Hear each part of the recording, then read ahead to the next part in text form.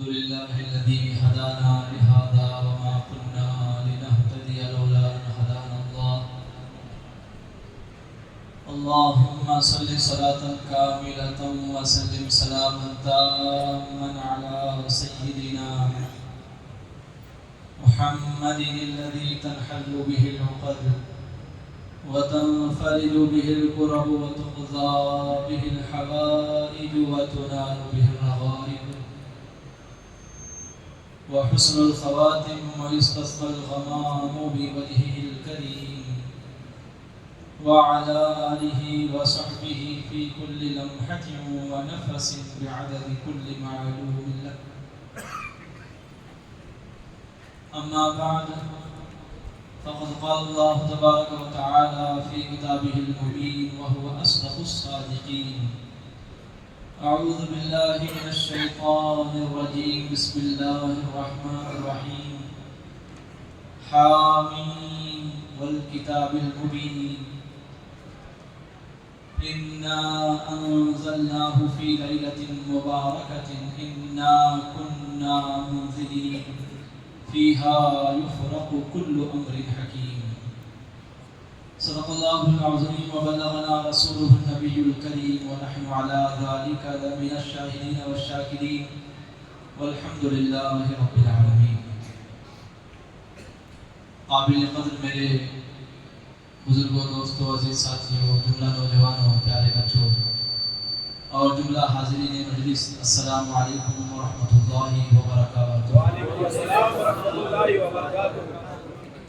وقال الله تبارك وتعالى في شان عظمة حبيبه الكريم تشريفا وتعظيما مخبرا وآمرا إجلالا وإكراما وتكريما وتحريما إن الله وملائكته يصلون على النبي يا أيها الذين آمنوا صلوا عليه وسلموا تسليما. اللهم صل على سيدنا شفيعنا حبيبنا ومولانا ومالكنا ورؤوفنا ورحيمنا محمد المصطفى صلى الله عليه وآله وأصحابه وبارك وسلم.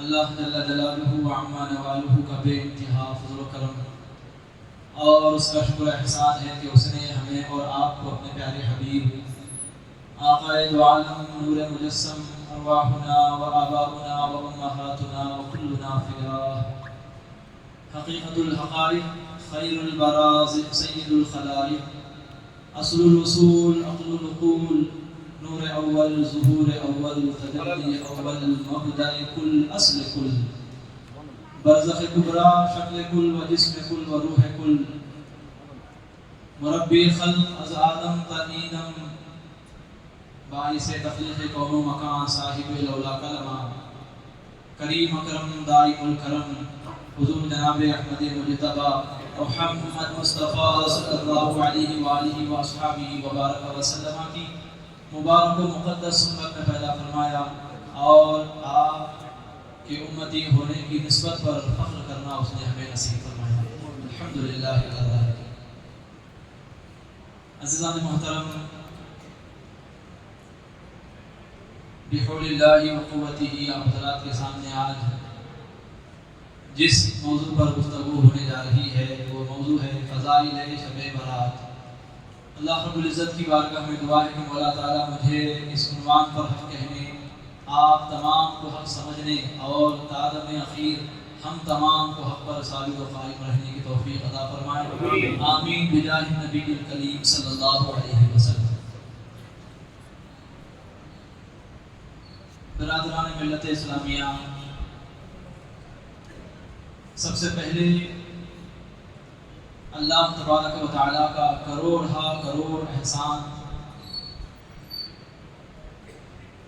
لامتناہی لامحدود اس کا احسان کہ اس نے ہمیں اس سال بھی شب برات جیسی عظیم الشان و عظیم المرتبت و رفیع الدرجت پاکیزہ مبارک رات اس نے ہمیں عطا فرمائی.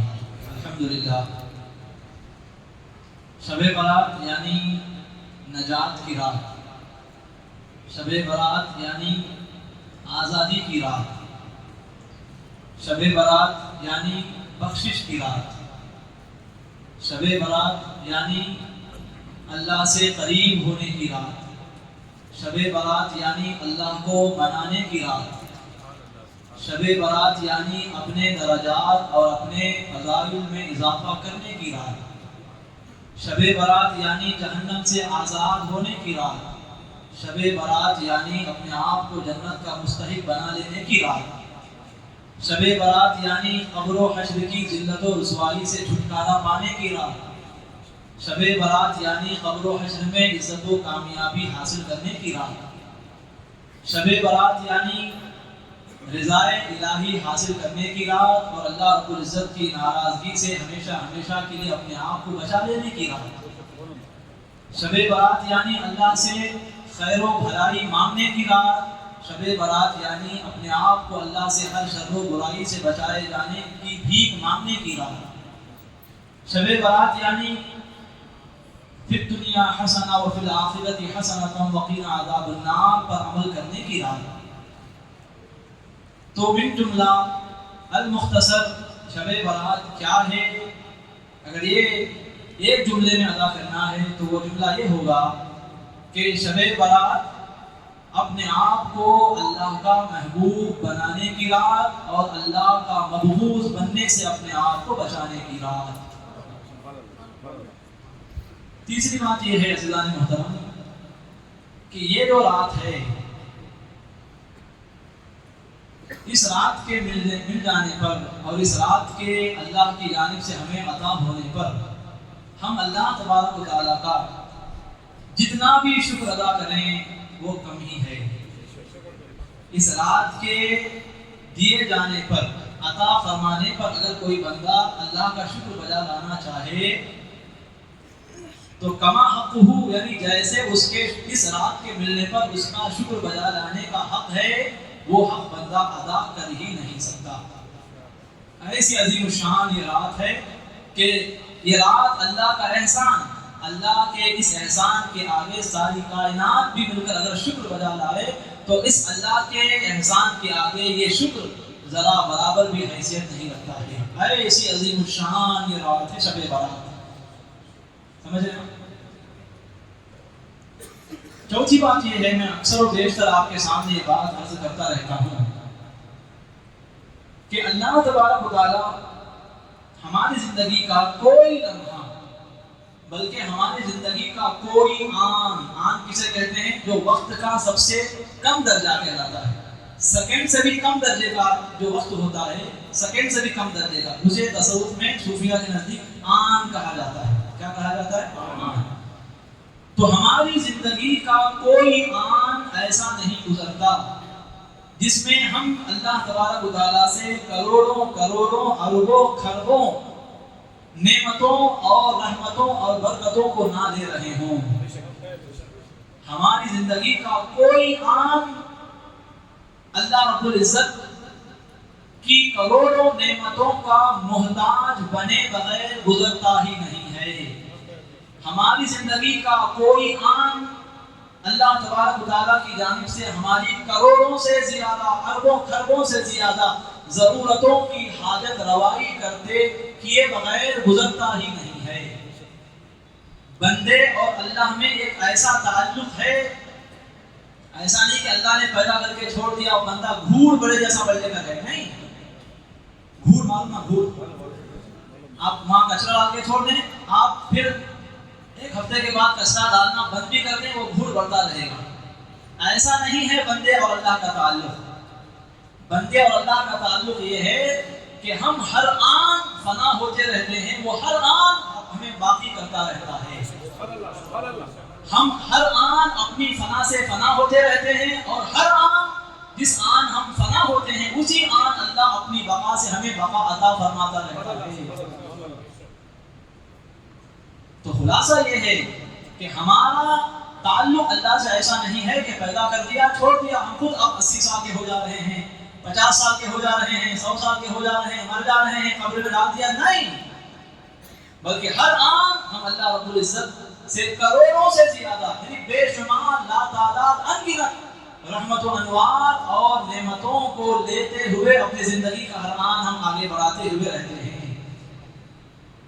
تو عرض یہ کرنا چاہ رہا ہوں ویسے تو ہر آن اللہ کی بارگاہ سے اللہ کی جانب سے ہمیں کروڑوں نعمتیں ملتی رہتی ہیں، باوجود اس کے اللہ تبارک و تعالیٰ کا کرم دیکھیے، اللہ کا فضل و احسان دیکھیے کہ وہ مزید ہم پر کرم فرمانے کے لیے، مزید ہم پر نوازشات کی موسلادھار بارشیں برسانے کے لیے، مزید ہمیں عطا کرنے کے لیے، مزید ہماری حاجت روائی فرمانے کے لیے، مزید ہمارے اس سے تعلق کو مضبوط کرنے کے لیے اللہ تبارک و تعالیٰ سال میں کچھ ایسے مہینے دے دیتا ہے، کچھ ایسے دن دے دیتا ہے، کچھ ایسی راتیں دے دیتا ہے، کچھ ایسی گھڑیاں دے دیتا ہے، کچھ ایسے اوقات دے دیتا ہے کہ بندے نے اگر ان مہینوں، ان راتوں، ان گھڑیوں، ان وقتوں، ان دنوں اور ان راتوں کو اگر کام میں لاتے ہوئے اللہ کو راضی کرنے پر اپنے آپ کو اگر لگا دیتا ہے تو وہ عام دنوں کی بنسبت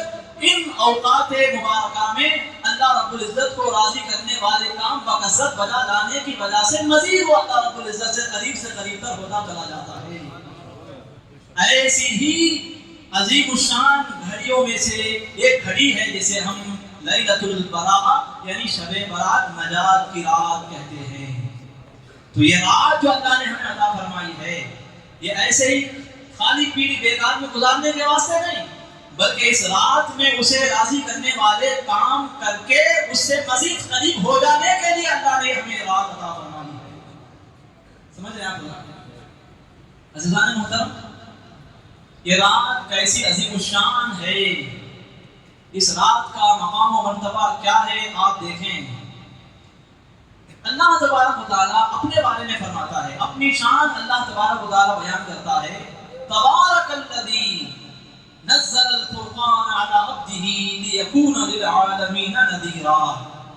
اپنے آپ کو اللہ یہ فرما رہا ہے کہ بڑی برکت والا ہے وہ خدا۔ کیا بولا اپنے آپ کو؟ اس آیت میں کیا فرما رہا؟ میں کون ہوں؟ میں بڑی برکت والا ہوں۔ اب سوچیں، اللہ خود اپنا تعارف یوں کرا رہا ہے کہ میں بڑی برکت والا ہوں، تو جس برکت کی نسبت اللہ اپنی جانب کر رہا ہے وہ کیسی برکت ہوگی؟ ہے نا؟ تبارک الذی، بڑی برکت والا ہے وہ خدا۔ کون سا خدا؟ الذی نزل الفرقان علی عبدہ، وہ خدا جس نے اپنے بندہ خاص محمد پاک صلی اللہ علیہ وسلم پر حق و باطل میں فرق کر دینے والی، صحیح اور غلط میں امتیاز کر دینے والی، صحیح اور غلط، حق و باطل میں تمیز پیدا کر دینے والی کتاب یعنی قرآن کریم کو اپنے بندے خاص پر نازل فرمایا تاکہ وہ بندے خاص تمام عالمین کو ڈر سنانے والا ہو جائے۔ دوسرے لفظوں میں تاکہ وہ بندہ خاص کائنات کی ہر شے کا نبی اور رسول اور پیغمبر ہو جائے۔ تو اب اس آیت میں اللہ اپنا تعارف کیسے کرا رہا ہے کہ بڑی برکت والا ہے وہ خدا۔ تو خدا اپنے آپ کو بڑی برکت والا ہے کہہ رہا ہے۔ اب وہی خدا، اسی خدا نے اس شب برات کے بارے میں قرآن میں کیا کہا؟ فرماتا ہے اِنَّا أَنزَلْنَا فِي لَيْلَةٍ مُبَارَكَةٍ۔ بڑی برکت والا ہے وہ خدا جو کہتا ہے، وہی خدا یہ کہہ رہا ہے کہ جس نے قرآن کو اتارا، جس نے قرآن کو نازل فرمایا، اِنَّا أَنزَلْنَاهُ، ہم نے قرآن کو اتارا کس رات میں؟ فی لیلۃ مبارکۃ، برکت والی رات میں۔ ہم نے قرآن کو برکت والی رات میں اتارا۔ یہاں لیلۃ المبارکہ یعنی برکت والی رات سے مراد شب برات ہے۔ برکت والی رات سے مراد شب برات ہے۔ تو سوچیں ذرا، شب برات کی عظمت کو میں سمجھا رہا ہوں، اس کی فضیلت کو میں آپ کے سامنے عرض کر رہا ہوں۔ آپ اس کی فضیلت کا اندازہ یوں لگائیے کہ جو خدا سب سے بڑی برکت والا ہے، وہ برکت والا خدا اس شب برات کو برکت والی کہہ رہا ہے۔ کیا رات ہے یہ؟ کیا عظمت ہے اس رات کی؟ کیا مقام ہے؟ ہم نے اس رات کو فقط کیا سمجھ لیا؟ رات شب برات کی آئے، اپنے مرحومین کے لیے کچھ میٹھا اٹھا پکا کر ایشارے ثواب کر دو، فاتحہ ان کی ہو، پیٹ ہمارا بھر جائے۔ فقط اس رواج پر عمل کرنے کو، اس رسم پر عمل کرنے کا نام ہم نے شب برات سمجھ لیا ہے۔ نہیں، جس کی عظمت اللہ کی نظروں میں اتنی زیادہ ہے. کس کی نظروں میں؟ یہ وزن سمجھے آپ، ایسے ویسے کی نظروں میں نہیں. خالق کائنات، جو زمین و آسمان کا خالق ہے، جو کائنات کے ہر شے کا پیدا کرنے والا ہے، حتیٰ کہ محمد عربی صلی اللہ علیہ وسلم کو اصل کائنات بنانے والا وہ خدا ہے. وہ خدا اس کی نظروں میں شب برات کی یہ عظمت ہے کہ وہ خود کہہ رہا ہے کہ یہ عام رات نہیں ہے، معمولی رات نہیں ہے، بلکہ یہ رات لیلۃ مبارکہ، یہ برکت والی رات ہے. اللہ کی نظروں میں یہ رات برکت والی ہے، تو کیا کیا برکتیں اس کے اندر ہو سکتی ہیں، کتنی بڑی بڑی برکتیں اس کے اندر ہو سکتی ہیں، آپ بخوبی اندازہ لگا لے سکتے ہیں. عزیزان محترم، یہی وجہ ہے کہ سرکار غوث اعظم دستگیر پیران پیر روشن زمین شیخ عبد القادر محی الدین جیلانی رحمۃ اللہ علیہ اپنی کتاب الغنیہ، غنیۃ الطالبین جسے کہا جاتا ہے، اس کتاب میں یہ بات ارشاد فرماتے ہیں کہ سم لیلۃ البراۃ مبارکۃ. اللہ تبارک و تعالیٰ نے شب برات کا نام قرآن میں مبارک رات رکھا ہے. کیا رات رکھا ہے؟ زور سے بولیے. کس نے رکھا ہے نام؟ کسی ایسے ویسے نے نہیں رکھا. اللہ نے اس رات کا نام مبارک رات یعنی برکت والی رات رکھا ہے.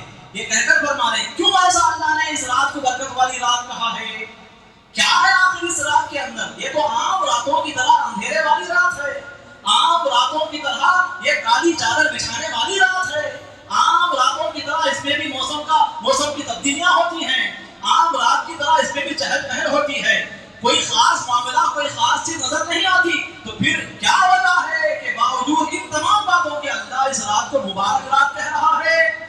تو سرکار شیخ عبد القادر جیلانی غوث اعظم دستگیر رضی اللہ تعالیٰ عنہ وجہ بیان فرما رہے ہیں کہ اللہ نے رات کو شب برات کی مبارک رات کہا. وجہ یہ ہے لما فیہا من نزول الرحمت والبرکت والخیر والعفو والغفران لأہل الارض. اس لیے کہ یہ عام راتوں کی طرح رات نہیں ہے، بلکہ یہ رات ایسی ہے کہ جس نے اپنے کالے دامن میں نورانی چیزوں کو چھپائے رکھا ہے. اور نورانی چیزیں کیا ہے کہ اس رات نے اپنے دامن میں رحمتوں کو چھپا رکھا ہے، اس رات نے اپنے دامن میں برکتوں کو چھپا رکھا ہے، اس رات نے اپنے دامن میں اللہ کی جانب سے بندوں کو عطا کیے جانے والے معافی کے پروانوں کو چھپا رکھا ہے، اس رات نے اپنے دامن میں اللہ کی جانب سے بندوں کو ملنے والے خیر کثیر یعنی بھلائیوں کو چھپا رکھا ہے، اس رات نے اپنے دامن میں اللہ رب العزت کی جانب سے بخشش و مغفرت کے پروانے جو بندوں میں تقسیم کیے جاتے ہیں، ان پروانوں کو، ان سندوں کو، ان سند ناموں کو اپنے دامن میں چھپا رکھا ہے، جو کہ اللہ تبارک و تعالیٰ اس رات کے ذریعے سے زمین والوں کو عطا فرماتا ہے. تو یہ خیر، یہ برکت، یہ رحمت اور یہ عفو اور یہ مغفرت، یہ تمام چیزیں اس رات میں موجود ہیں اور یہ رکھنے والا اللہ ہی ہے. لہٰذا ان چیزوں کو رکھ بھی دیا اور رکھ کر کہہ بھی دیا کہ یہ رات مبارک رات ہے. یہ رات کیسی رات ہے؟ تو یہ رات تو آئی ہے اپنے دامن میں خزانوں کو لے کر. اس نے جو کرنا تھا اس نے کر دیا، اب جو کرنا ہے وہ ہم کو کرنا ہے. کس کو کرنا ہے؟ وہ تو رحمت لے کر آئی ہے، رحمت دینا اب ہمارا کام ہے. وہ تو برکت لے کر آئی ہے، آ چکی ہے، اب برکت اس سے حاصل کر لینا، ہاتھ بڑھانا ہمارا کام ہے. اس نے خیر و بھلائی کا نوالہ بنا کر ہمارے منہ کے سامنے پیش کر دیا ہے، فقط اب ہمیں منہ کھول کر اس نوالے کو قبول کر لینا ہے. سمجھیں آپ؟ اس نے اللہ کی جانب سے بخشش و مغفرت کی سند لے کر وہ رات ہمارے پاس آ چکی ہے. اب ہماری ذمہ داری ہے، ہمارا بقیہ اعلیٰ کام ہے. اعلیٰ کام کیا؟ ایک تھوڑی سی حرکت ہمیں کرنی ہے. اگر ہم نے تھوڑی سی حرکت عبادت الہی کی صورت میں اگر کر لی تو گویا وہ برکت، وہ رحمت، وہ شرف اور وہ مغفرت کے پروانے ہم آسانی کے ساتھ حاصل کر لے سکتے ہیں. تو سرکار غوث اعظم فرماتے ہیں ان تمام چیزوں کے موجود ہونے کی وجہ سے اللہ نے خود اس رات کا نام کیا رکھا ہے؟ مبارک رات رکھا ہے. اللہ معلوسی رحمۃ اللہ علیہ تفسیر روح المعانی کے اندر اس رات کے مختلف ناموں کا تذکرہ کرتے ہوئے فرما رہے ہیں کہ یہ رات جسے ہم لیلۃ البراء کہتے ہیں، فقط اس رات کا نام لیلۃ البراء نہیں ہے، برات والی رات یعنی شب برات ہی اس رات کا نام نہیں ہے، بلکہ اور کیا ہے؟ فرماتے ہیں تسمى ليلة الرحمة وليلة المباركة وليلة الشك وليلة البراءة. فرماتے ہیں اس رات کے اور بھی کئی نام ہیں، کیونکہ اس رات میں کئی اوصاف ہیں. ہر وصف کی وجہ سے، ہر صفت کی وجہ سے، ہر کمال کی وجہ سے اس کا نام بھی کیا ہو گیا؟ مختلف ہو گیا. یہ رات اس کو لیلۃ الرحمہ بھی کہا جاتا ہے، یعنی رحمت والی رات بھی کہا جاتا ہے، کیونکہ اس رات میں اللہ کی رحمتیں نازل ہوتی ہیں. اور اس رات کو لیلۃ المبارکہ بھی کہا جاتا ہے، کیونکہ اللہ کی بارگاہ سے برکتوں کا نزول اس رات میں ہوتا ہے. اس رات کو لیلۃ الصک بھی کہا جاتا ہے، یعنی انعام والی رات. کون سی رات؟ کوئی انعام دینے والا کون ہے؟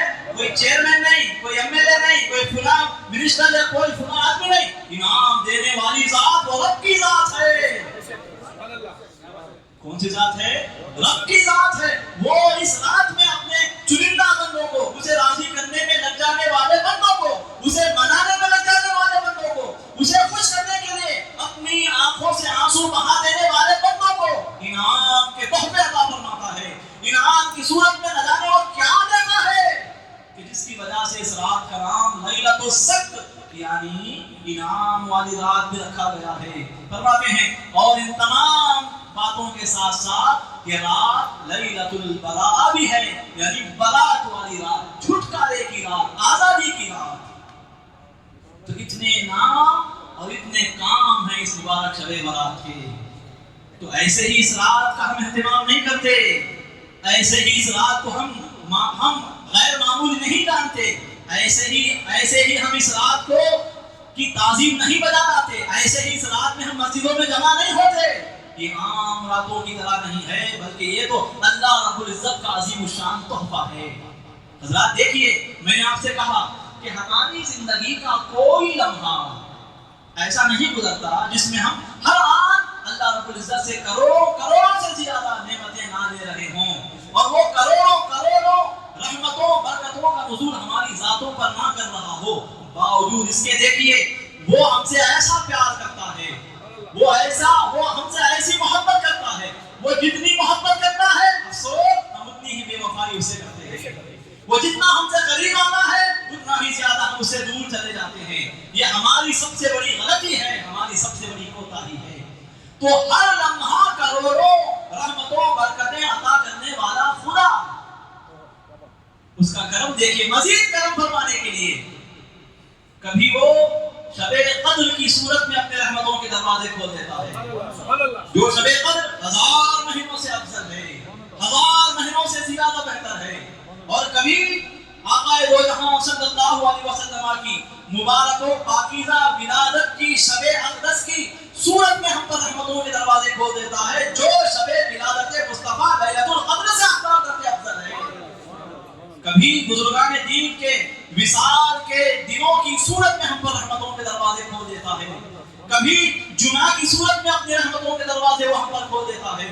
کبھی مولا تعالیٰ شب عاشوراء کی صورت میں ہم پر رحمتوں کے دروازے کھول دیتا ہے. اسی طرح اپنے رحمتوں کے دروازے وہ ہمارے لیے لیلۃ البراء یعنی شب برات میں بھی کھولتا ہے. نعرے تکبیر، نعرے تکبیر، نعرے تکبیر، نعرے رسالت، نعرے رسالت. سمجھ رہے ہیں آپ؟ تو کیسی عظیم رات ہے. دیکھیے شب برات آتی ہے جاتی ہے، اس میں ہم کو پکانا ہے، میٹھا کھانا ہے، نئے کپڑے پہن لینا ہے، نہیں. یہ ساری باتیں ہیں شب برات کے حوالے سے. عزیزان گرامی، اس رات کی اہمیت دیکھیے آپ، اس رات کی عظمتوں کو آپ سمجھیے کہ کائنات کی سب سے بڑی افضل ترین ذات کس کی ہے؟ حضور اکرم نور مجسم صلی اللہ علیہ وسلم کی ذات گرامی. آپ صلی اللہ علیہ وسلم ارشاد فرماتے ہیں، ابن ماجہ اور ترمذی شریف کی روایت ہے. کہاں ہے؟ ابن ماجہ اور ترمذی شریف. حدیث کی یہ دو مشہور و معروف کتابیں ہیں صحاح ستہ کی. ان دو کتابوں میں یہ روایت موجود ہے. ابن ماجہ شریف میں کتاب اقامت الصلاۃ والسنۃ فیہا باب ما جاء فی لیلۃ النصف من شعبان. امام ترمذی نے بھی اور امام ابن ماجہ نے بھی شب برات کے عنوان سے شعبان کی 15ویں رات کے عنوان سے باب باندھا ہے. یہ بتاتا ہے کہ ان بزرگوں کی، ان محدثوں کی نظر میں بھی شب برات یہ غیر معمولی رات ہے، عام اور معمولی رات نہیں ہے.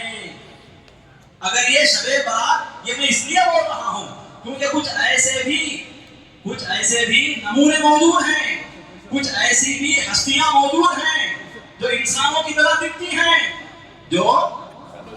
لیکن کیا وہ ان کا کہنا کیا ہے؟ شب برات کی کچھ حقیقت نہیں ہے، شب برات کی کوئی خاص اہمیت نہیں ہے، شب برات کو کسی خاص اہتمام کے ساتھ نہیں منانا چاہیے.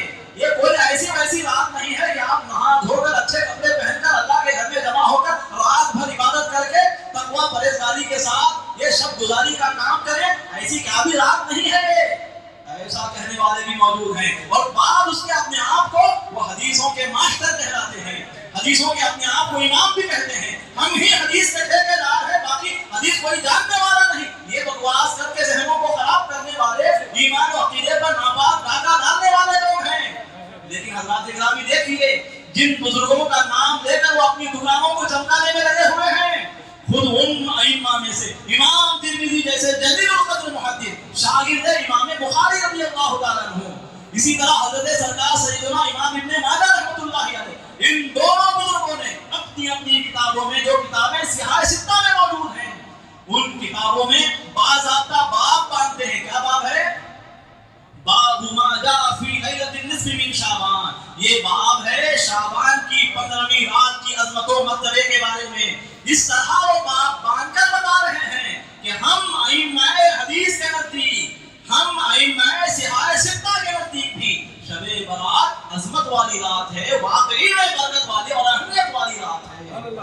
ان کا باب باندھنا بتا رہا ہے. اور پھر مزے کی بات دیکھیے، باب باندھ کر جو حدیثیں لا رہے ہیں وہ حدیثیں بھی اسی مقدس اور مبارک شب برات کی عظمت کو بتانے والی وہ حدیثیں ہیں. حدیث کیا ہے؟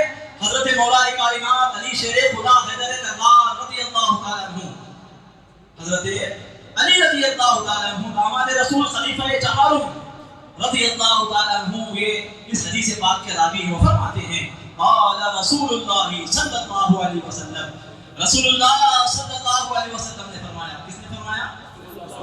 اب کس کی بات سننے والے ہیں ہم؟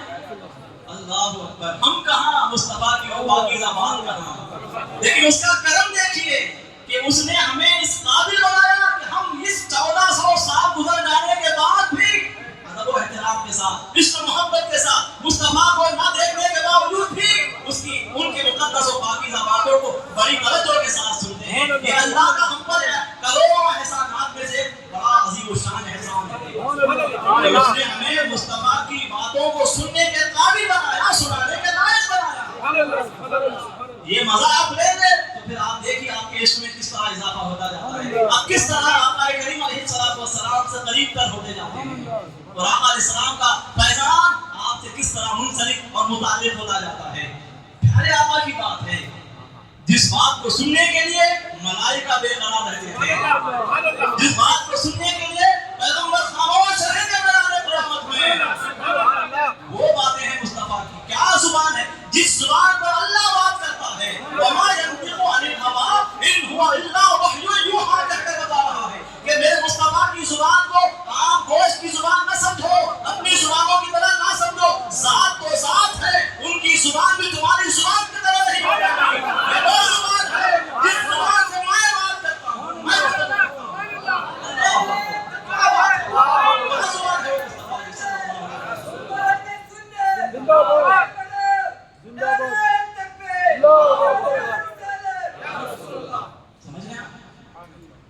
تو وہ پیارے آقا صلی اللہ علیہ وسلم فرما رہے ہیں مصطفیٰ کریم علیہ السلام کی زبان جب بھی کھلتی ہے اس میں لوگوں کے لیے ہدایت ہی ہدایت ہوتی ہے، اس میں نجات ہی نجات ہوتی ہے، اس میں خوشخبری ہی خوشخبری ہوتی ہے، اس میں خدا کے قرب والی ہی باتیں ہوتی ہیں. خدا سے کس طرح نزدیک ہونا ہے یہی پیغام ہوتا ہے جب بھی وہ زبان کھلتی ہے. اور وہ زبان ایسی ہے کہ جب وہ کھل جاتی ہے، جب اس سے الفاظ نکل کر موتیوں کے مالے کی صورت اختیار کر لیتے ہیں وہ الفاظ، تو پھر کیا بتاؤں میں، اللہ تبارک و تعالیٰ ان باتوں کو رد نہیں کرتا، جو باتیں نکلے اللہ پورا کرتا ہے۔ کیا بات ہے، کیا زبان ہے مصطفیٰ کی صلی اللہ علیہ وسلم۔ تو اس باب میں حضرت امام ابن ماجہ رحمۃ اللہ علیہ حدیث لا رہے ہیں۔ حضرت علی رضی اللہ عنہ نے فرمایا کہ آقا صلی اللہ علیہ وسلم نے ارشاد فرمایا اذا كانت ليلة النصف من شعبان فقوموا ليلها وصوموا نهارها فإن الله تعالى ينزل فيها لغروب الشمس إلى سماء الدنيا ويقول ألا من مستغفر فأغفر له، ألا مسترزق فأرزقه، ألا مبتلا فأعافيه، ألا كذا حتى يطلع الفجر۔ حضور کے الفاظ ہیں۔ ابھی حضور نے کیا کہا اس حدیث میں کیا پیغام ہے، کیا بتایا جا رہا ہے، کیا سنایا جا رہا ہے، کیا سمجھایا جا رہا ہے، یہ سمجھنے کے لیے اس حدیث میں مذکور باتوں کی اہمیت کو سمجھنے کے لیے آپ کو اور ایک حدیث سننی ہے۔ وہ حدیث سن کر وہ حدیث سمجھیں گے تو پھر آپ اس حدیث کی اہمیت کو سمجھ پائیں گے۔ لہٰذا اس کا ترجمہ کیا ہے میں اب نہیں بولوں گا، آگے عرض کروں گا۔ پہلے آپ وہ حدیث سن لیں جس کو سمجھ لینے کے بعد آپ کو ابھی جو میں نے حدیث سنائی ہے اس حدیث کی اہمیت سمجھ میں آئی۔ وہ حدیث کیا ہے جو اس حدیث کی اہمیت کو سمجھا رہی ہے؟ وہ حدیث ہے بخاری میں اور مسلم میں۔ کہاں ہے؟ قرآن کے بعد جو سب سے افضل ترین کتاب ہے بخاری کے بعد جو سب سے اعلیٰ ترین کتاب ہے مسلم، ان دو کتابوں میں یہ حدیث پاک مذکور ہے۔ بخاری شریف میں یہ حدیث کتاب التہجد باب الدعاء فی الصلاۃ من آخر اللیل کے تحت روایت ہے۔ راوی حضرت سرکار ابو ہریرہ رضی اللہ تعالی عنہ ہیں۔ وہ فرماتے ہیں کہ رسول اللہ صلی اللہ علیہ وسلم نے ارشاد فرمایا ينزل ربنا تبارک و تعالی كل ليلة الى السماء الدنيا حين يبقى ثلث الليل الاخر۔ کیا فرمانے؟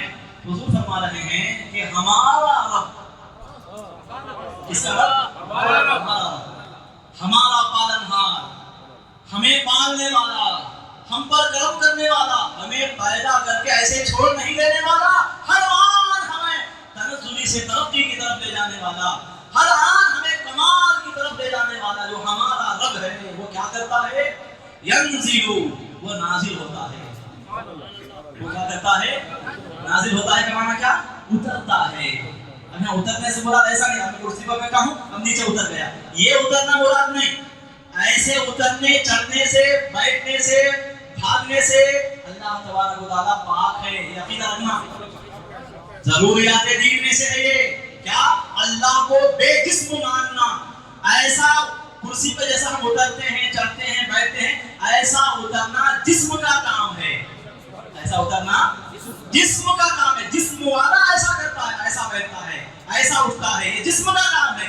اللہ جسم اور جسمانیات سے پاک ہے۔ یہ عقیدہ لے کر جائیے، سمجھ رہے آپ؟ اللہ کو آنکھیں ہیں، ہمارے آنکھوں کی طرح نہیں۔ اللہ کو کان ہے، سنتا ہے، ہم جیسا سنتے ہیں ویسا نہیں، اور ہمارے جیسے کان ہیں ویسے کان نہیں۔ اللہ بات کرتا ہے، اس کی بات ہماری بات جیسی نہیں۔ اسے نہ زبان ہے، نہ اسے دانت ہے، نہ اسے ہدف ہے، نہ سینہ ہے، نہ پیٹ ہے، نہ پیٹھ ہے، نہ ہاتھ ہے، نہ پیر ہے، کچھ بھی نہیں ہے۔ وہ ہاتھ سے، جسم سے، تمام جسم کے اعضاء سے پاک ہے، پھر بھی آتا ہے، جاتا ہے، لیتا ہے، دیتا ہے، دیکھتا ہے، سنتا ہے، بولتا ہے۔ وہ کیسے دیکھتا ہے، کیسے دیتا ہے، کیسے دیتا ہے؟ اپنے ہاتھ کے بارے میں کہتا ہے کہ ہاتھ ہے، لیکن یہ بھی کہتا ہے کہ اپنے ہاتھ کی طرح نہ سمجھو۔ پھر وہ کیسا ہاتھ ہے؟ اسی کو کہتے ہیں بلا کیف ہاتھ، بلا کیف آنکھ، بلا کیف پیر، بلا کیف آنا، یعنی وہ آتا جاتا تو ہے لیکن اس کے آنے جانے کو کیفیت نہیں ہے، حالت نہیں ہے کہ ایسا آتا ہے، ایسا جاتا ہے، ایسا اس کی ذات کو لگتا ہی نہیں ہے، ایسا سے اس کی ذات پاک ہے۔ سمجھ لیا؟ لیس کمثلہ شیء کہتا ہے کون؟ حضور کا خدا، حضور کا حضور، حضور کا مولا، حضور کا آقا، جو ساری کائنات کے یجمان ہے، ان کا آقا ہے، وہ مولا تبارک و تعالیٰ کیسا ہے؟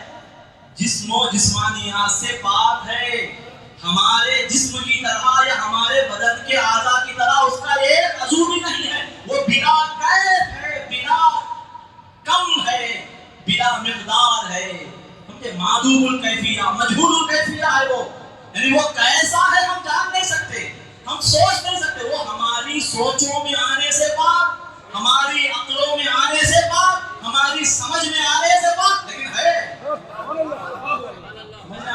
ایسا ماننا ضروریات دین میں سے فرض عقیدہ ہے۔ اگر کوئی بدبخت یہ کہے کہ اللہ ہماری طرح آتا ہے، ہماری طرح جاتا ہے، ہماری طرح بیٹھتا ہے، اٹھتا ہے، تو وہ دائرہ ایمان سے خارج ہو جاتا ہے۔ سمجھ میں آپ یہ عقیدہ تھا میں نے آپ کے سامنے۔ عقیدہ ہے نا، یہ عمل سے بھی زیادہ اہم چیز ہے۔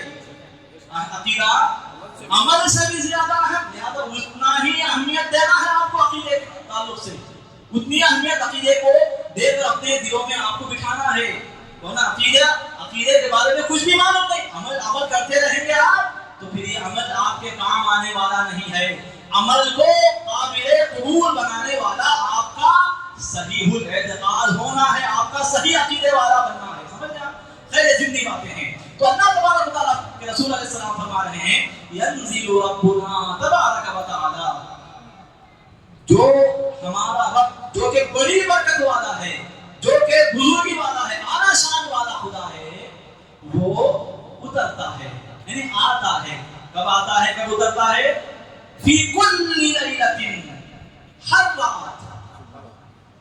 رات وہ خدا اپنی شان کے مطابق آتا ہے، یعنی جیسا آنا جیسا اترنا اس کی شایان شان ہے، ویسا اترتا ہے، ویسا آتا ہے۔ ہمارے آنے کی طرح نہیں آتا، ہمارے اترنے کی طرح نہیں اترتا۔ جیسا آنا اس کی شان ہے، جیسا اترنا اس کو زیب دیتا ہے، ویسا وہ آتا ہے، ویسا اترتا ہے۔ کہاں اترتا ہے، کب اترتا ہے؟ فی کل لیلۃ، ہر رات میں۔ کب اترتا ہے؟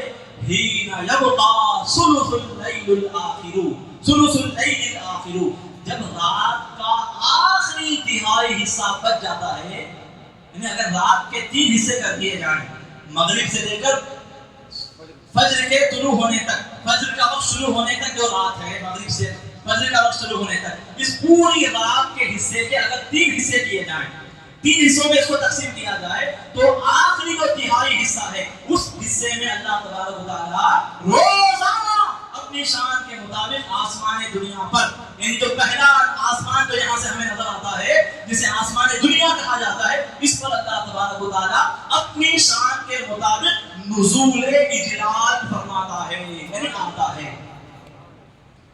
سمجھ گئے؟ آ کر کیا کرتا ہے؟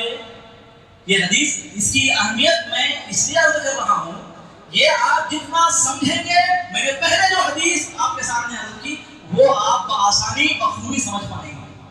تو اس حدیث کو غور سے سننا، کیسا رب ہے دیکھو۔ ہم سوتے رہتے ہیں، وہ ہم سے ملنے کو آتا ہے۔ کیا رب ہے وہ؟ ایسا کوئی مالک ہے؟ ایسا کوئی آقا ہے؟ ایسا کوئی رب ہے، کوئی معبود ہے؟ نہیں ہے۔ خدا کی قسم ایسا کوئی اگر کوئی ہے تو فقط وہی ہے۔ ہم سو رہے ہوتے ہیں، وہ آتا ہے، آ کر کیا کرتا ہے؟ مسلم شریف کی روایت کے الفاظ ہیں، آ کر اعلان کرتا ہے انا الملک انا الملک، میں ہی بادشاہ ہوں، میں ہی بادشاہ ہوں۔ کیا اعلان کرتا ہے؟ میں ہی بادشاہ ہوں، میں ہی بادشاہ ہوں۔ یہ کیوں بول رہا ہے؟ پہلے اعلان کر رہا ہے کہ لوگوں آنے والے کو ایسا ویسا نہ سمجھو، یہ آنے والا خالی ہاتھ نہیں آیا ہے، آنے والا خالی جھولی لے کر نہیں آیا ہے، آنے والا کچھ لینے کے لیے نہیں آیا ہے، یہ آنے والا بادشاہ ہے۔ بادشاہ جب بھی آتا ہے دینے کے لیے آتا ہے، بادشاہ جب بھی آتا ہے نوازنے کے لیے آتا ہے، بادشاہ جب بھی آتا ہے لوگوں میں اچھائیاں پھیلانے کے لیے، اچھائیاں عطا کرنے کے لیے آتا ہے۔ اگر وہ اچھا بادشاہ ہے تو کیا کہ انا الملک انا الملک، میں ہی بادشاہ ہوں۔ ایسا بادشاہ ہے وہ؟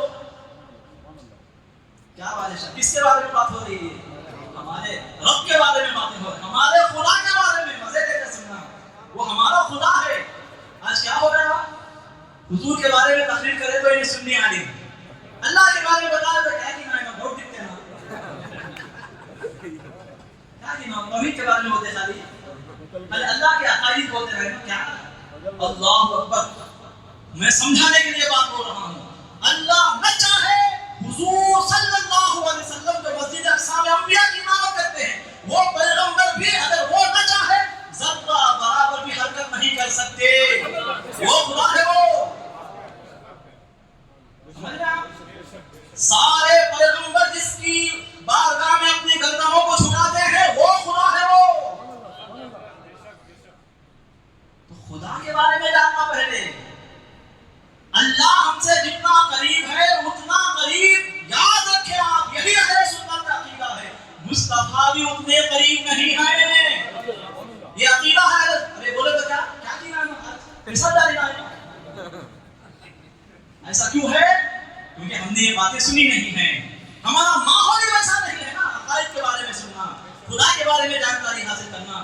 قرآن میں اللہ کیا کیا عقیدہ بیان کرتا ہے, اس کی ذات کیا ہے, صفات کیا ہے, اس کے افعال کیا ہے, آثار کیا ہے, اس کے بارے میں ذرا برابر معلوم نہیں ہم کو.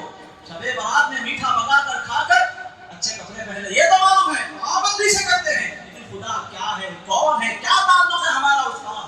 اس نے پیدا کیا تو پیدا کر کے پھینک دیا ہے, یا ہر آن وہ ہمارے ساتھ ہے, ہر آن وہ ہمیں فنا ہونے کے ساتھ ساتھ بقا عطا کر رہا ہے. یہ تمام باتیں ہم کو کہاں معلوم ہے؟ سمجھنا. حضور کا وہ خدا ہے تو سمجھ لیجیے آپ پھر کیا ہے وہ. حضور جس کے آگے اپنی گردن جھکاتے ہیں, کیا خدا ہے وہ. جس کی جانب حضور ساری زندگی بناتے ہیں کہ آپ اسی کو خدا مانو, کیا خدا ہے وہ.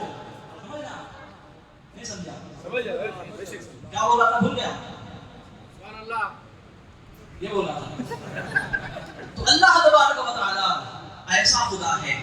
تو کیا فرماتا, انا الملک وانا الملک, میں ہی بادشاہ ہوں, میں ہی بادشاہ ہوں. کیسا بادشاہ ہے وہ؟ قرآن دیکھیے, یہ تو حدیث ہے نا. اب قرآن کی طرف آئیے, حدیث آگے سناتا ہوں میں. اب حدیث, میں کیسا بادشاہ ہوں, مصطفیٰ تم بولو.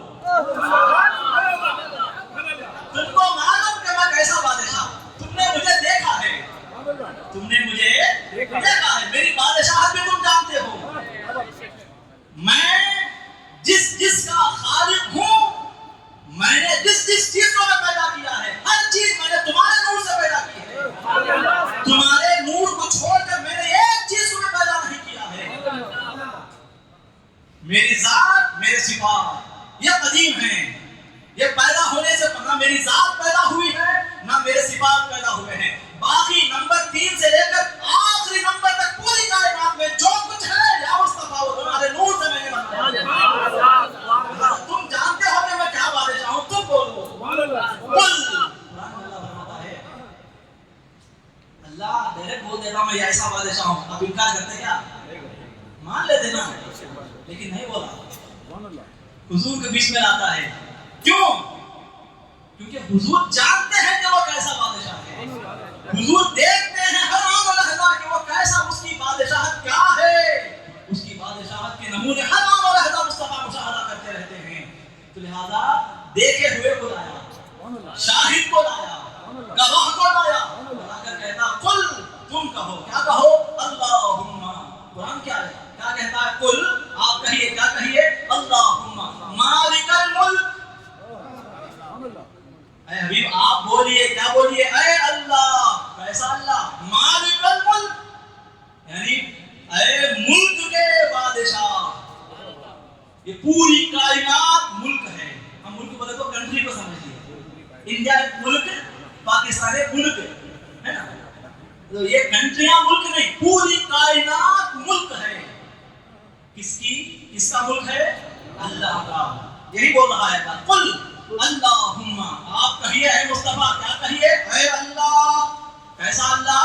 مالک الملک, پورے ملک کے بادشاہ. کیسا بادشاہ وہ بھی بولیے آگے. حضور بول رہے ہیں تؤتی الملک من تشاء وتنزع الملک ممن تشاء. وہ ایسا بادشاہ, بولیے میں کیسا بادشاہ ہوں, ایسا بولیے. سکھا رہا ہے مصطفیٰ, بول رہے ہیں کیسا بادشاہ. وہ ایسا بادشاہ ہے کہ جسے چاہے بادشاہ دے دیتا ہے, جسے چاہے بادشاہ کو چھین لیتا ہے. ایسا بادشاہ ہے. جو بادشاہ نہیں ہے اس کو بادشاہ بنانے والا وہ بادشاہ. جو بادشاہ ہے, بادشاہ کی کرسی سے فٹ پاتھ پر لا کر بے یارو مددگار سنا دینے والا وہ بادشاہ. بادشاہ دینے والا, جس سے چاہے بادشاہ کو چھین لینے کا اختیار رکھنے والا, یہ حقیقی بادشاہ ہوتا ہے. بادشاہ کو بادشاہ بنانے والا, اور جو بادشاہ بن گیا ہے اس سے بادشاہ کو چھین لینے کا اختیار رکھنے والا, یہ حقیقی معنوں میں بادشاہ ہوتا ہے. تو اللہ میں بادشاہ ہوں بولنا کہہ رہا ہے, یعنی میں ایسے دنیا دار بادشاہوں کی طرح بادشاہ نہیں ہوں. میں ایسا بادشاہ ہوں کہ میں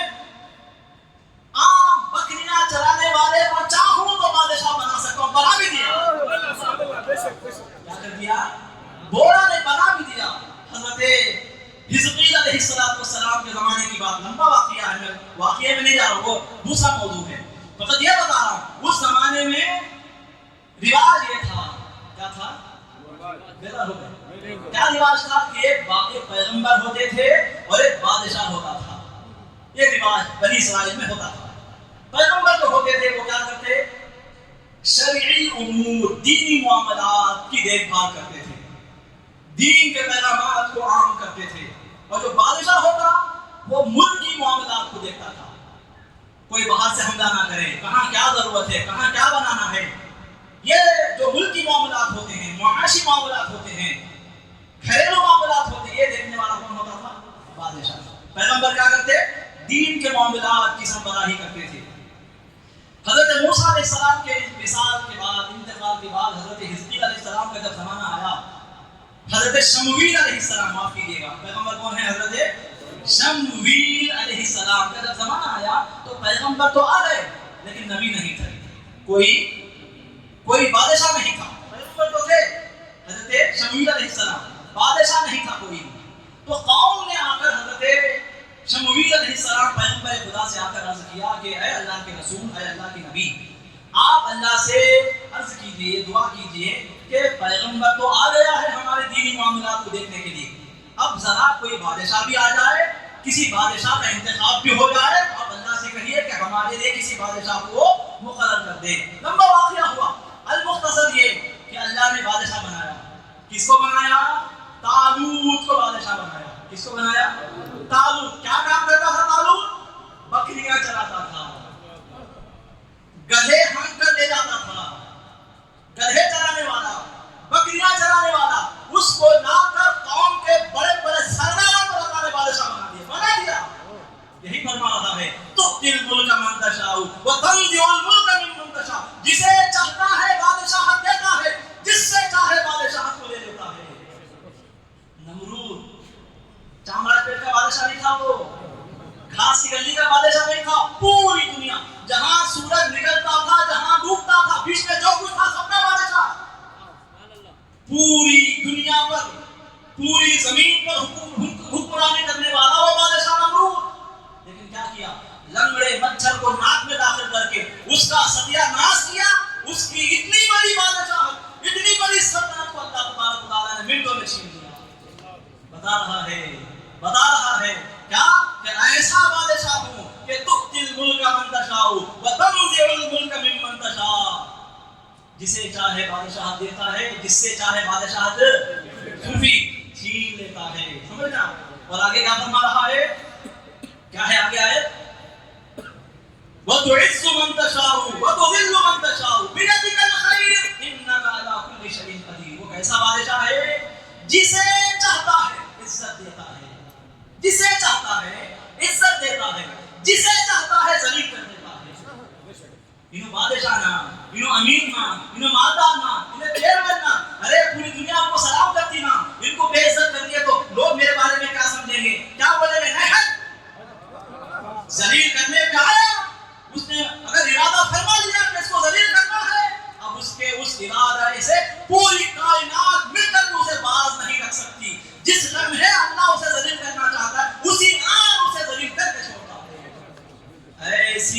ایسا پاور رکھنے والا، ایسی سلطنت رکھنے والا وہ خدا ہے. کون؟ کیوں؟ کس کا خدا ہے یہ؟ حضور فرمایا ربنا، وہ ہمارا خدا ہے. یہ سب کرنے والا کس کا خدا ہے؟ ان کا ان کا خدا نہیں، وہ ہمارا خدا ہے. اس ہمارے میں حضور بھی آ گئے، ہم بھی آ گئے. ربنا کہہ کر، ہمارا کہہ کر حضور اس ہمارے کے زمرے میں اپنے آپ کو ملا رہے ہیں، ہم گنہگاروں کو ملا رہے ہیں. کیا کرم ہے مصطفیٰ کا.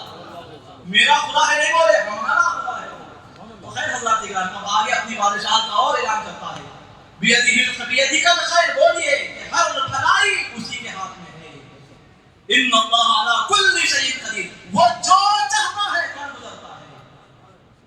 ہم کرنا تو بہت کچھ چاہتے ہیں، کر گزرتے کیا؟ میں کرتا رہتا تو انہیں کیا بولتی کہ نام کون ہے نا ساتھ میں 4 سال سے 8 سال سے 9 سال سے بعد سے نا کہاں کیا بولتی کہ کرتے رہتے. میں چاہتا تو بہت کچھ ہوں، کر دیا تو سسرے کیا بولتے کہ نام، سالہ کیا بولتا کہ نام، سالو کیا بولتے کہ نام، ہے نا، پڑوسی والے کیا بولتے، پڑوس والے کیا بولتے کہ نام. یہ ہم سوچتے ہیں، لیکن وہ خدا کیسا؟ ان اللہ علی کل شیء قدیر، وہ جو چاہتا ہے کر گزرتا ہے، نہ اسے میرا خیال، نہ تیرا خیال، نہ اس کا خیال، نہ اس کی پرواہ، وہ کسی کی پرواہ کرنے والا نہیں، وہ اللہ الصمد ہے، وہ بے پرواہ خدا ہے۔ سمجھ رہے ہیں؟ یہ کون سی بات ہو رہی ہے شب برات کی فضیلت میں؟ سمجھ رہے ہیں کیسے؟ تو اب ایسا اب آگے اور بیان کرتا ہے، اپنی بادشاہت کا وہ ذکر کرتا ہے، میں کیسا بادشاہ ہوں، آگے مزید تفصیل سے بیان کرتا ہے۔ اب سننا چاہیں تو پھر کسی اور مجلس میں آئیے گا، یہ الگ سے بعد میں پوچھیے گا۔ تو میں عرض کر رہا تھا، حضور فرما رہے ہیں کہ ہر رات کے آخری تہائی حصے میں، آخری تیسرے حصے میں اللہ کیا کرتا ہے، ہمارا رب کیا کرتا ہے، ینزل اترتا ہے اپنی شان کے مطابق، جیسا اترنا اس کی شان میں شان ہے ویسا وہ اترتا ہے۔ اتر کر کیا کرتا ہے، اعلان کرتا ہے انا الملک، انا الملک، میں بادشاہ ہوں، میں بادشاہ ہوں۔ یہ کہہ کر کیا فرماتا ہے، من یستغفر من یسألنی فأعطیہ، کون ہے تم میں سے جو مجھ سے سوال کرے تاکہ میں اسے عطا کروں۔ میں بادشاہ ہوں، بادشاہ ہوں، میں یہ پوچھا تو اللہ دے سکتا کہ نہیں دے سکتا کہ نہ، مجھے یہ ضرورت ہے اللہ پوری کر سکتا ہے کہ نہیں کر سکتا کہ نہ، نہیں، من یسألنی فأعطیہ، تم میں سے کون ہے جو مجھ سے جو چاہے مانگ سکتا ہے تاکہ میں اسے دے دوں۔ من یدعونی فاستجیب لہ، تم میں سے ایسا کون ہے جو اس سے دعا کرنا چاہتا ہے تاکہ میں اس کی دعا قبول کر لوں۔ من یستغفرنی فاغفر لہ، تم میں سے ایسا کون ہے جو اپنی مغفرت کا سوال مجھ سے کرنا چاہتا ہے تاکہ میں اسے بخش لوں، اسے مغفرت کا فرمان عطا کر دوں۔ کیا خدا ہے، اتنے ہمارے گناہ ہیں، اتنی ہم اس کی نافرمانیوں پہ نافرمانیاں کرتے تھکتے رہتے ہیں، فرائض کو چھوڑنے والے ہم ہیں، واجبات کو ترک کرنے والے ہم ہیں، سنتوں کو چھوڑنے والے ہم ہیں، اسلامی شعائر اور اسلامی علامتوں کی بے حرمتیاں کرنے والے ہم ہیں۔ اس کے باوجود اس کا کرم دیکھیے، اسے ہماری ذرہ برابر بھی حاجت نہیں ہے، ضرورت نہیں ہے، اس کے باوجود ہر رات کے آخری 30 روزانہ، 12 مہینے کے 12 مہینے، ہر مہینے کے 30-31 دن، ہر رات، ہر ہفتے کے ہر رات میں آتا ہے اور یہی اعلان کرتا ہے، تم میں سے کوئی مجھ سے دعا کرنے والا ہے تو دعا کر تاکہ میں اس کی دعا قبول کر لوں، کچھ مانگنا ہے تو مانگ لے تاکہ میں عطا کر دوں، مغفرت چاہیے پوچھ لے تاکہ میں بخش دوں۔ اور آگے کیا کہتا ہے، فتح الباری میں امام ابن حجر الاسقلانی رحمۃ اللہ علیہ کتاب السنہ کے حوالے سے روایت لاتے ہیں، وہ فرماتے ہیں کہ اللہ تبارک و تعالیٰ یہ بھی فرماتا ہے، حل من تائب فاتوب علیہ، ہے کوئی توبہ کرنے والا؟ کیا پوچھتا ہے، ہے کوئی توبہ کرنے والا تاکہ میں اس کی توبہ قبول کروں؟ اور کیا کہتا ہے، مسند احمد کی روایت کے الفاظ ہیں، اللہ یہ فرماتا ہے، من ذا الذی یسترزقنی فارزقہ، ہے تم میں سے کوئی رزق مانگنے کے لیے بیدار، رزق مانگنے والا کوئی ہے، رزق کی ضرورت کسی کو ہے تو مجھ سے رزق مانگ لو، میں رزق دینے والا ہوں۔ کیا خدا ہے، ہم روزانہ روتے رہتے ہیں، یہ نہیں ہو رہا، وہ نہیں ہو رہا، برکت نہیں ہے، یہ ہو گیا ہے، وہ ہو گیا ہے۔ ارے پروردگار عالم، رب العالمین، خالق کائنات، بدیع السماوات والارض جس کی شان ہے، وہ خدا تو روزانہ ایک دن بھی نادا کیے بغیر لگاتار ہر دن یہی ندا لگاتا رہتا ہے کہ من الذی یسترزقنی، تم میں سے ہے کوئی مجھ سے رزق کا طلبگار تو مانگ لو، میں رزق دینے کے لیے آیا ہوا ہوں، میں کون ہوں، میں بادشاہ ہوں، میرے خزانہ غیب میں جو خزانہ غیب میں لاکھوں سال سے لٹا رہا ہوں، لیکن ایک رتی کے کروڑ میں حصے کے برابر مجھ میں کمی نہیں آتی۔ تم وہ ہو 2 دن دیتے ہو تو یہاں سڑنا شروع ہو جاتا ہے، 1 مہینہ دو تو یہاں سے کم ہونا شروع ہو جاتا ہے، تمہارا خزانہ ایسا فانی خزانہ، تم بھی فانی، تمہارا خزانہ بھی فانی،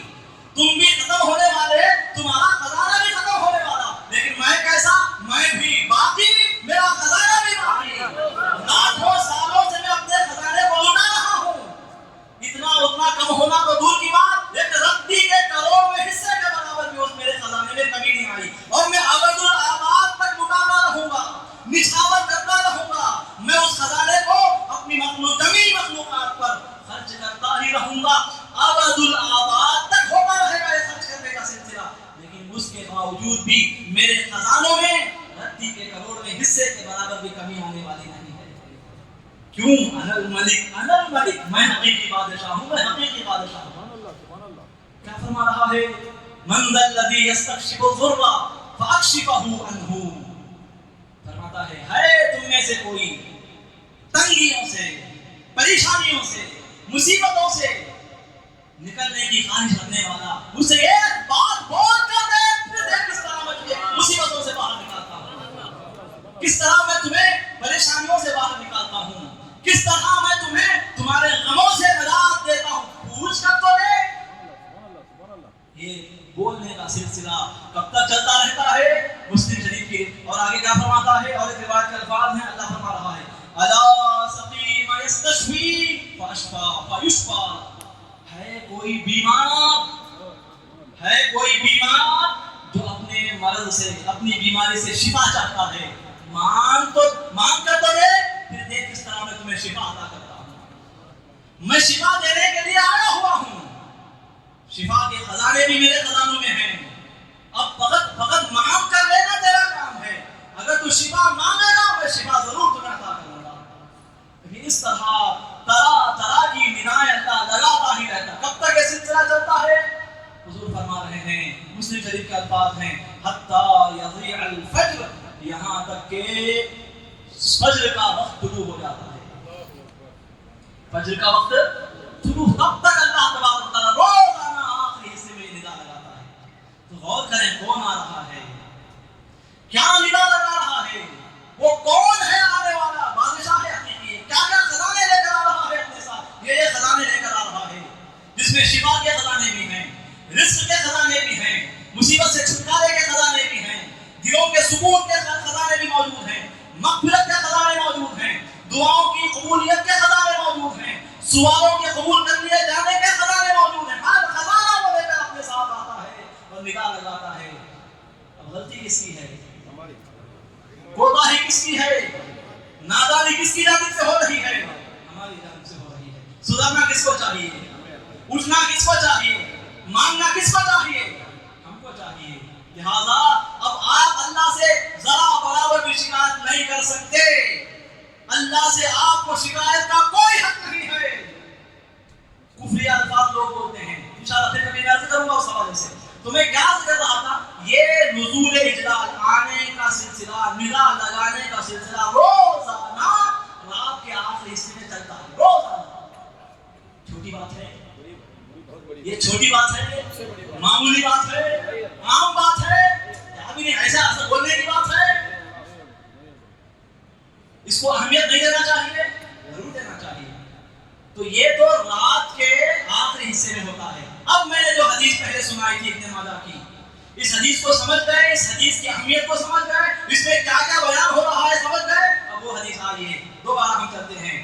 حضرت علی رضی اللہ تعالیٰ عنہ فرماتے ہیں کہ نبی پاک علیہ الصلوۃ والسلام نے ارشاد فرمایا، کیا فرمایا؟ کہ اذا كانت لیلۃ النصف من شعبان، جب شعبان کی 15ویں رات آتی ہے، کیا فرما رہے ہیں آپ؟ بولیے، شعبان کی 15ویں رات جب آتی ہے، اذا كانت لیلۃ النصف من شعبان فقوموا لیلها وصوموا نهارها، حضور فرما رہے ہیں کہ رات کو عبادت کرو، اس رات کو کیا کرو؟ شعبان کی 15ویں رات جو آج کی رات ہے، کیا کرو؟ رات کو قیام کرو، یعنی عبادت کرو، اسے منانے میں گزارو۔ وصوموا نهارها، اور جب دن آ جائے، رات گزر کر جب دن آ جائے تو کیا کرو؟ روزہ رکھو۔ رات آ جائے تو عبادت کرو، قیام کرو، ذکر و اذکار کرو، تلاوت کرو، اور جب صبح آ جائے تو کیا کرو؟ روزہ رکھو۔ ایسا کیوں کرنا چاہیے؟ رات میں جاگ کر عبادت کر کے دن میں روزہ کیوں رکھنا چاہیے؟ تو حضور وجہ بھی آگے بیان فرما رہے ہیں۔ یہ بھی حضور کی رحمت للعالمین ہے کہ کوئی بات بول کر اس کی وجہ بھی تو بیان کر دینا۔ یہ وجہ بیان کرنا، سبب بیان کرنا بھی حضور کی شان رحمت للعالمین ہے۔ حضور وجہ بیان نہ بھی کرے تب بھی ہمیں اسے ماننا ہے، اس پر عمل کرنا ہے۔ لیکن اب کیوں ایسا کرنا؟ یہ بے چینی آئے گی نا، تو یہ بے چینی دیکھنا بھی حضور کو پسند نہیں۔ تھوڑا بھی سوچ ذہن پر پریشر کرنا یہ بھی ہمارے حضور صلی اللہ علیہ وسلم کو پسند نہیں ہے۔ تو جہاں کچھ بولتے ہیں وجہ بھی بیان کر دیتے ہیں، سبب بھی بیان فرما دیتے ہیں۔ تو اب رات کو جاگو، عبادت کرو، بول کیوں رہے ہیں، یہ فرما کیوں رہے ہیں، تو وجہ آگے بیان فرماتے ہیں، اس لیے فإن اللہ تعالی ينزل فيها لغروب الشمس الى سماء الدنیا، اس لیے کہ یہ 15ویں شعبان کی رات وہ رات ہے کہ روزانہ وہ مولا تبارک و تعالی رات کے آخری حصے میں تشریف لاتا ہے، لیکن یہ شب برات ایسی رات ہے کہ سورج جیسے ہی ڈوبتا ہے فوراً آ جاتا ہے، غروب آفتاب جیسا ہی ہوتا ہے، وقت مغرب جیسا ہی شروع ہوتا ہے فوراً وہ آ جاتا ہے ہمارے پاس اپنی شان کے مطابق۔ کون آتا ہے؟ روزانہ ملک کا بادشاہ روزانہ آپ کے گھر آنا جانا کرے، بیدار ہو جاتے کیا آپ روز آتا ہے میرا، بیدار ہوتے بولتے کیا کہیں کو آتا بولتے کیا ہوتے پھر آپ آنے کے بجائے نہیں گیا تو اچھا ہے بولتے کہ نہیں، کیونکہ وہ بادشاہ ہے جی، بادشاہ غوث اعظم رضی اللہ روزانہ آپ کے گھر کو آتے ہیں، بیدار ہو جاتے کیا، بولو محمود بھائی، غوث پاک روزانہ آپ کے گھر کو آئے، کیا محمود کیسے ہو رہے، فرماتے کیا ہے سبحان اللہ، اب بیدار ہو جاتے کیا غوث اعظم آپ روز آتے نا، کب تو ایک بار بولتے کیا خواجہ میری روزانہ آپ کے گھر کو آ جائیں، بیدار ہو جاتے کیا، حضور خطبے بہنور توکل المستعان رحمۃ اللہ علیہ روزانہ آپ کے گھر کو آتے ہیں، ایک وقت میں 2 گھنٹے کے لیے روزانہ آتے ہیں، بیدار ہو جاتے کیا، اللہ اللہ کیا سوچتے ہیں، ارے وہ 2 گھنٹے جو آتے ہیں نا ایسا لگتا ہے کہ میں جنت میں ہوں، نہیں محسوس کریں گے نا، اب یہاں آنے والا غوث نہیں ہے، یہاں آنے والے خواجہ نہیں ہیں، یہاں آنے والے توکل المستعان نہیں، محمد رسول اللہ کے خدا ہے لوگ، کیا بات ہے یہ، آپ معمولی سن رہے ہیں، کسی آئے گئے کے آنے جانے کی خبر کی طرح سن رہے ہیں آپ، مچا جانا چاہیے، اپنے آپ میں کیفیت لانی چاہیے، اپنا ذہن اور اپنے پورے بدن پر ایک کبھی آ جانی چاہیے، آنے والا کون آ رہا ہے، ارے وہ رب کائنات ہے، رب مصطفیٰ ہے، جسے آنے کی کوئی حاجت نہیں ہے، جسے پکارنے کی کوئی حاجت نہیں ہے، جسے دینے کی کوئی ضرورت نہیں ہے، وہ رب تبارک و تعالیٰ روزانہ ہمارے پاس آتا ہے، روزانہ، اور صرف میرے پاس نہیں آتا، آپ کے پاس بھی آتا ہے، آپ کے پاس ہی نہیں آتا، کائنات کے ہر فرد کے پاس وہ آتا ہے، کائنات کے ہر شخص کے لیے وہ آتا ہے، کیا آنا ہے اس کا، سبحان اللہ سبحان اللہ، تو آنے والا کون ہے یہ اہمیت کو سمجھ کر مزے لینا، پھر دیکھیں ایمان کیسے آپ کی نظروں میں تازہ بن کر آنکھوں کے سامنے آپ کو نظر آتا ہے، سمجھ رہے ہیں، تو اللہ روزانہ وہ ہر رات کے آخری حصے میں آتا ہے، لیکن شب برات کیسی رات ہے کہ جیسے ادھر سورج ڈوبا فوراً مولا تبارک و تعالیٰ آسمان دنیا پر تشریف لا کر اعلان کرتا ہے کیا، الا من مستغفر لی فاغفر لہ، ہے تم میں سے کوئی مجھ سے مغفرت کا سوال کرنے والا تاکہ میں اسے مغفرت کا پروانہ عطا کر دوں، الا مسترزق فارزقہ، ہے تم میں سے کوئی رزق کا طلبگار تاکہ میں اسے رزق عطا کر دوں، الا مبتلا فعافیہ، ہے کوئی کسی بھی مصیبت میں گرفتار تاکہ میں اسے اس کی ہر مصیبت سے آزادی عطا کر دوں، الا قضا، ہے کوئی ایسا، اللہ طرح طرح کی نگاہ لگاتا ہی رہتا ہے حتیٰ کہ صبح کا سورج طلوع ہو جاتا ہے، فجر کا وقت طلوع ہو جاتا ہے، کب سے، سورج ڈوبنے سے لے کر فجر کا وقت شروع ہونے تک اللہ تبارک و تعالیٰ مکمل طریقے سے شب برات کی رات، شب برات میں نزول جلال فرما کر ہر لمحہ وہ نگاہ، اب جو ہم باتیں کریں نا اس وقت میں بھی وہ نگاہ لگا رہا ہے، اس وقت میں بھی آپ مجھے سن رہے ہیں، میں آپ کو سنا رہا ہوں، اس وقت میں وہ اپنی شان کے مطابق وہ نگاہ لگانے میں لگا ہوا ہے، کس کے لیے، اپنے لیے نہیں، ہمارے لیے، کیا محبت ہے اس کی، کیا چاہتا ہے وہ ہم کو، کتنی چاہت ہے اس کی ہم سے، لیکن کیا ویسے ہی وفاداری ہم کر رہے ہیں اس کے ساتھ، کیا ویسا ہی محبت کا سلوک ہمارا ہے اس کے ساتھ، کیا ویسا ہی ہم اس کو یاد کرتے ہیں جو ہر رات ہم کو یاد کرتا ہے، تو کیا ہم اسے ویسے ہی یاد کر رہے ہیں، یہ سوچنا ہے میرے بھائی، یہ احساس پیدا کرنا ہے، اپنے یہ احساس پیدا ہو گیا، آپ کی دنیا بھی کامیاب، آخرت بھی کامیاب، بلکہ آپ کی ہر رات شب برات ہے، ہر دن آپ کا عید الفطر ہے، لیکن شرط یہ ہے کہ یہ احساس پیدا ہو کہ پکارنے والا کون ہے، آنے والا کون ہے، کیا بول رہا ہے، کیا پکار رہا ہے وہ،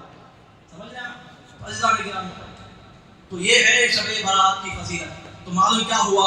خوش نصیب ہیں وہ لوگ جو آج کی رات کو عبادت میں گزارتے ہیں، خوش نصیب ہیں وہ لوگ جو آج کی رات اللہ کو راضی کرنے میں گزارتے ہیں، خوش نصیب ہیں وہ لوگ جو آج کی رات قرآن کی تلاوت میں گزارتے ہیں، خوش نصیب ہیں وہ لوگ جو آج کی رات ذکر مصطفیٰ میں گزارتے ہیں، خوش نصیب ہیں وہ لوگ جو آج کی رات درود پاک کی کثرت کرتے ہوئے گزارتے ہیں، خوش نصیب ہیں وہ لوگ جو اللہ کی بارگاہ میں رکوع سجدہ کرتے ہوئے گزارتے ہیں، اور خوش نصیب ہیں وہ لوگ جو اللہ کی بارگاہ میں مغفرت کا سوال کرتے ہوئے اپنے آنکھوں سے آنسو بہاتے رہتے ہیں، خوش نصیب ہیں وہ لوگ جو آج کی رات اپنی اپنی مصیبتوں سے آزاد ہونے کے لیے اللہ سے وہ دعائیں مانگتے ہیں، خوش نصیب ہیں وہ لوگ جو اپنی بیماریوں کی شفا اللہ سے مانگتے ہیں، خوش نصیب ہیں وہ لوگ جو اللہ سے جہنم سے آزادی کی پناہ مانگتے ہیں، خوش نصیب ہیں وہ لوگ جو آج کی رات آخری سانس تک ایمان پر ثابت قدم رہنے کی دعا اللہ سے مانگتے ہیں، خوش نصیب ہیں وہ لوگ جو ہمیشہ کے لیے کفر و شرک سے بچائے جانے کی دعا اپنے لیے اپنے نسلوں کے لیے اللہ سے مانگتے ہیں، خوش نصیب ہیں وہ لوگ جو آج کی رات کا ہر حصہ لہو و لعب میں لگائے بغیر، کھیل کود میں لگائے بغیر، گھومنے پھرنے میں لگائے بغیر، ادھر ادھر کی بیکار کی باتوں میں لگائے بغیر، جو اپنا ہر لمحہ قیمتی جان کر، انمول جان کر، بے شمار جان کر اللہ کو راضی کرنے میں جو آج لگاتے ہیں وہ یقیناً وہ خوش نصیبی کے زمرے میں آتے ہیں۔ وہی دوسری جانب بد نصیب ہیں وہ لوگ کہ ایسی رات کے مل جانے کے باوجود بھی، یہ معاملہ ہونے کے باوجود بھی، اس کے ہمارے پاس اپنی شام کے مطابق آ جانے کے باوجود بھی بیڑا سگریٹوں میں جو ادھر ادھر ٹائم پاس کرتے ہیں، بد نصیب ہیں وہ لوگ جو شیطان کے وسوسے میں آ کر وہاں کیا مجمع رہے گا، وہاں کیا محفل رہے گی، وہاں لوگ کتنے رہیں گے، یہ دیکھنے کے لیے ادھر ادھر جو چن کھاتے پھرتے ہیں، بد نصیب ہیں وہ لوگ۔ سمجھ رہے ہیں آپ؟ بد نصیب ہیں وہ لوگ، بدبخت ہیں وہ لوگ جو ایسی مقدس رات کے یہ رات آنے سے پہلے کئی لوگ انتقال کر گئے، مغرب کا وقت شروع ہونے سے پہلے کئی لوگ انتقال کر گئے، ہزاروں لوگ دنیا سے چلے گئے، ہے نا، ہزاروں لوگ، کئی لوگوں کے جنازے آج مغرب سے پہلے پڑے گئے، کئی لوگوں کے جنازے عصر کی نماز کے بعد ادا ہوئے ہیں، تب میں لیا گیا آپ کو۔ کتنے خوش نصیب ہیں آپ کہ آپ نے یہ وقت پا لیا ہے، شب برات آپ کو مل گئی ہے، اس کے باوجود بھی اگر آپ اس رات کو ادھر ادھر گھومنے پھرنے میں بیکار کے کاموں میں گزارے ہیں تو بتائیے خوش نصیب بولا جائے یا بد نصیب بولا جائے؟ تو عزیزان گرامی، تو ایسے عظیم رات ہے، اس رات کو حقیر نہ سمجھیں، معمولی نہ سمجھیں، یہ رات ہمارے لیے اللہ کا انمول تحفہ بن کر آئی ہے، غنیمت جانیں، اس رات کے ہر حصے کو آپ اللہ رب العزت کو منانے میں، راضی کرنے میں گزاریں گے۔ اور حضرات اس رات کی فضیلت کیا ہے سنیں گے آپ؟ بہت نمازہ پڑھنا چھوڑو حضرت، ایسا ہے سنیں گے آپ؟ تو حضرات گرامی، آخری باتیں عرض کر رہا ہوں، کیسی رات ہے یہ؟ ابن ماجہ شریف کی روایت ہے، ترمذی میں بھی ہے، ابن ماجہ شریف یہی مذکورہ حوالہ جو ابھی آپ نے اوپر سنا تھوڑی دیر پہلے، اسی حوالے کے تحت روایت ہے، راویہ حضرت عائشہ صدیقہ رضی اللہ تعالیٰ عنہا ہیں، وہ فرماتی ہیں کہ فقدت رسول اللہ صلی اللہ علیہ وسلم ذات لیلۃ، ایک رات جس رات میرے یہاں حضور کی باری تھی، کس کے یہاں؟ بولو میرے یہاں حضور کی باری تھی۔ حضور علیہ السلام کا انصاف کیا تھا کہ آپ کی جو ازواج تھیں، آپ کی جو بیویاں تھیں، جو امہات المومنین، مومنوں کی مائیں ہیں، آپ کی بیویاں، ہر بیوی کے پاس جانے کے لیے آپ علیہ السلام نے ایک دن مقرر کر دیا تھا، آج ان کے پاس، آج ان کے پاس، آج ان کو نوازنا ہے، آج ان کو مالا مال کرنا ہے، سمجھ گیا؟ تو جس رات حضور علیہ السلام کی باری حضرت عائشہ رضی اللہ عنہا کے پاس تھی، اس رات کا یہ ذکر ہے۔ حضرت عائشہ فرماتی ہیں آنکھ کھلی میری رات میں تو کیا دیکھتی ہوں کہ فقط تو رسول اللہ صلی اللہ علیہ وسلم، میں نے آقا علیہ السلام کو اپنے بستر سے غائب پایا، میں نے اپنے بستر سے، جور سے بولیے، غائب پایا، آقا علیہ السلام بستر پر نہیں تھے۔ تو اب فخرجت اطلبہ، میں آقا علیہ السلام کو تلاش کرتے ہوئے نکلی۔ کیا محبت ہے، کیا پیار ہے آقا علیہ السلام سے عائشہ صدیقہ رضی اللہ تعالیٰ عنہ۔ رب اللہ تبارک و تعالیٰ ان سے پیار کرتا ہے، حضرت عائشہ کیوں نہیں کریں گی؟ جی، سب رضی اللہ تعالی عنہ تو میں آقا کی تلاش میں نکلی تو کیا دیکھتی ہوں فَإِذَا هُوَ بِالْبَقِيعِ رَافِعًا رَأْسَهُ إِلَى السَّمَاءِ میں کیا دیکھتی ہوں کہ میں گزر رہی تھی تو دیکھا کہ جنت البقیع کے پاس حضور کھڑے ہیں. کس کے پاس؟ جنت البقیع. کس حالت میں کھڑے ہیں؟ رافعًا رأسه إلى السماء. اپنا سر اقدس جس سر کے اٹھنے کو اللہ دیکھتا ہے, جس سر کی حرکت کو قد نرى تقلب وجهك في السماء کہنے والا کہہ رہا ہے کہ مصطفیٰ تمہارے سر کو حرکت ہوتی ہے تو میں دیکھتا ہوں. کیا سر ہوگا, کیا عظمت ہوگی اس سر مصطفیٰ کی صلی اللہ علیہ وسلم, جس کی حرکت کو خدا دیکھے. معمولی سر ہوگا. سبحان اللہ. اسی لیے وہ ایسا سر ہے حضرت سرکار اعلیٰ حضرت رضی اللہ تعالیٰ عنہ ایک جگہ فرماتے ہیں جس کا خلاصہ ہے شریعت نہیں روکتی تو اپنا سر ان کے قدموں میں جھکا دیتا. شریعت نہیں روکتی, شریعت کا اگر حکم نہ ہوتا تو پھر اپنا سر میں مصطفیٰ کے قدموں میں جھکا دیتا, مصطفیٰ کو سجدہ کرتا. سر جھکانے کی اجازت شریعت نہیں دیتی. دل کے بارے میں خاموش ہے, لہذا میرا دل ہمیشہ مصطفیٰ کے قدموں میں سجدہ کرتا. نعرہ تکبیر, نعرہ رسالت. سمجھ لیں کس پیغمبر کی امتی ہیں ہم. جانور جب آقا علیہ السلام کو سجدہ کرتے, اونٹ بکریاں آ کر آقا کو سجدہ کرتی, صحابہ دیکھ کر عرض کرتے یا رسول اللہ یہ جانور ہو کر سجدہ کر رہے ہیں آپ کو, ہم تو اشرف المخلوقات ہیں, ہمیں بھی اجازت دیجیے کہ ہم بھی سجدہ کریں. کیا خواہش ہو رہی ہے دیکھیے ذرا, سجدہ کرنے کی خواہش ہو رہی ہے. کیونکہ خواہش کرنے والا جاہل نہیں, ایسے جذبات میں آ کر نہیں, صحابی ہے وہ صحابی جس کی نگاہوں کے سامنے حقیقتیں واضح ہیں, کوئی حقیقت جس کی نگاہوں سے چھپی نہیں ہے. وہ صحابہ کیا کہتے ہیں, جانور سجدہ کر دینا, ہم کو بھی اجازت دے دو, ہم بھی گر جائیں گے. آقا نے روک لیا. تو شریعت نے روکا. آیت تو میں عرض کر رہا تھا کیسا سر ہے کہ سر کو حرکت ہوتی ہے تو رب تبارک و تعالیٰ اس سر کو دیکھتا ہے, اس دیکھنے کو قرآن میں بیان کرتا ہے. قد نرى تقلب وجهك في السماء کہہ کر. خیر تو فرماتی ہیں حضرت عائشہ کیا دیکھتی ہوں کہ جنت البقیع کے پاس ہے, اور کس انداز میں ہیں, اپنا سر اقدس آسمان کی طرف اٹھائے ہوئے ہیں. رافعا رأسه إلى السماء, آسمان کی طرف اپنا سر اقدس اٹھائے ہوئے ہیں. آج سر ایسا ہی ہے. جب میں پیچھے آئی حضور نے کہا یا عائشہ, کیا فرمایا آقا نے, اکنت تخافین ان یحب اللہ علیک ورسولہ. اے عائشہ سر ویسا ہی ہے. عائشہ کیا نہیں, سر آسمان کی طرف ہے. اور آقا فرما رہے ہیں اے عائشہ کیا تم یہ سوچتی ہو کہ تمہارے یہاں بالی تھی تو آج تمہارا حق تھا, تو کیا تم نے یہ سمجھ لیا کہ اللہ اور اللہ کا رسول تمہاری حق تلفی کریں گے, تمہارا حق جو ہے وہ حق کسی اور کو دے دیں گے؟ کیا تم یہ سمجھتی ہو؟ حضرت عائشہ عرض کرتی ہیں وما بھی یا رسول اللہ ایسا نہیں ہے, ولکنی ظننت انک اعطیت بعض نسائی, لیکن میں نے یہ خیال کیا تھا شاید آپ میرے پاس سے اٹھ کر کسی دوسری زوجائے مطہرہ کے پاس تشریف لے گئے ہوں. اب ذرا اس روایت میں کئی باتیں ہیں, آگے اور روایت ہے. پہلی بات دیکھیے, جب حضرت عائشہ رضی اللہ عنہا آقا کی تلاش میں نکلی تو آقا علیہ السلام کہاں تھے, کہاں تھے؟ جنت البقیع. کیا وہ یہ قبرستان, کیا اردو ہے, کیا ہے وہ قبرستان کا, قبرستان کا ہے قبرستان, قبرستان نہیں بولنا. کیا نہیں بولنا, یہ بولنا نہیں بولنا, سو کیا قبرستان نہیں بولنا, قبرستان.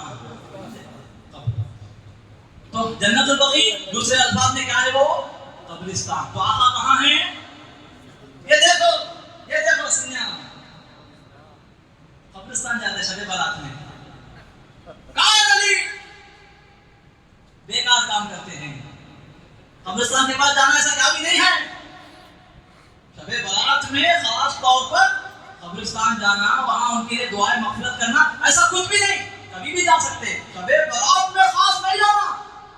بدعت ہے, فنا ہے, دل کہاں ہے, یہ فتوے لگاتے ہیں.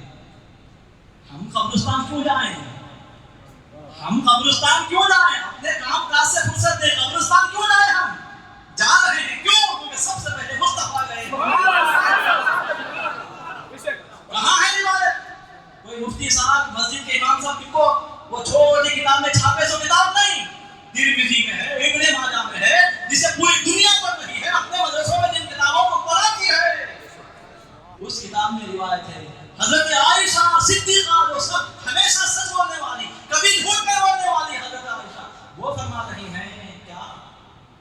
میں کیا دیکھتی ہوں کہ آقا جنت البقیع کے پاس ہیں، تو آقا کا اور وہ شب برات لیلۃ النصف من شعبان کی 15ویں رات تھی، تو اس رات میں آقا علیہ السلام کا جنت البقیع قبرستان کے بعد جانا بتا رہا ہے کہ اس رات میں خصوصاً قبرستان جانا یہ حضور کی سنت سے ثابت ہے۔